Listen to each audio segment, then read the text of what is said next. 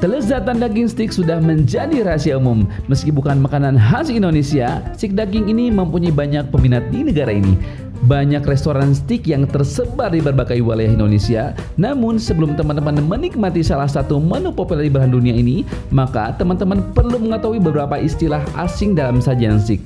Dengan memahami istilah-istilah pada sajian daging steak, maka dapat membantu teman-teman untuk memilih jenis daging dan potongannya. Selain tenderloin dan sirloin yang sudah teman-teman ketahui, ternyata masih banyak jenis potongan daging untuk penyajiannya.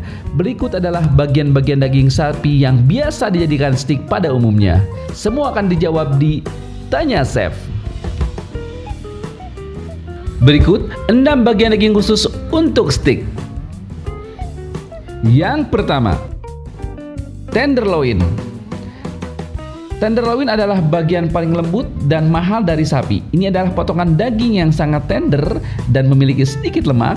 Tenderloin sering disebut juga sebagai filet mignon atau eye fillet. Yang kedua, rib eye. Rib eye adalah salah satu jenis daging sapi yang paling populer untuk dijadikan steak. Potongan ini memiliki banyak lemak dan marbling yang memberikan rasa yang kaya dan lembut. Rib eye juga memiliki bagian eye atau mata yang terletak di tengah-tengah potongan yang biasanya lebih lembut daripada bagian yang berdekatan dengan tulang.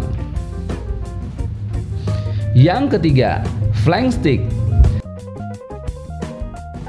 Bagian flank berasal dari bagian perut belakang. Bagian daging ini tidak mempunyai banyak lemak namun kaya akan rasa. Meski demikian, bagian daging ini perlu dipotong mengikuti alurnya dan sebelum dipanggang, daging ini perlu untuk dimarinasi terlebih dahulu.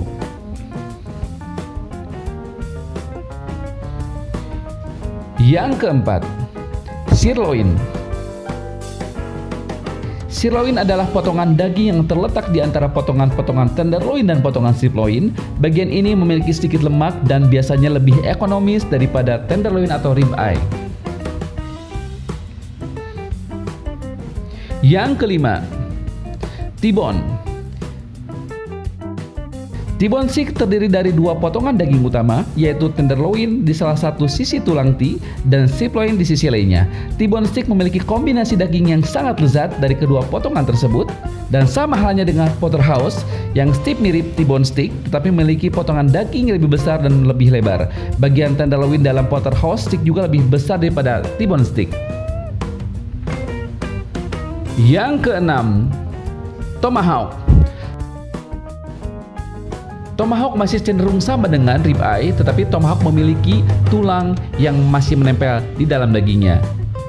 Di mana steak ini cenderung sangat tebal dan empuk, tomahawk berasal dari 2 otot di luar tulang rusuk sapi jantan. Otot-otot ini tidak digunakan sebanyak yang lain, itulah sebabnya mereka lembut dan lunak.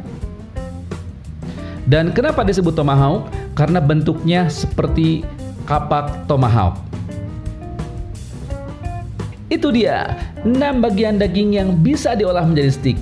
Kita perlu untuk mengetahui bagian-bagian daging yang bisa diolah untuk menjadi steak karena setiap bagian punya cita rasa dan tekstur yang berbeda.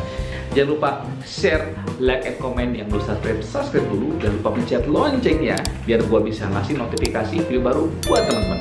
Oke, see you.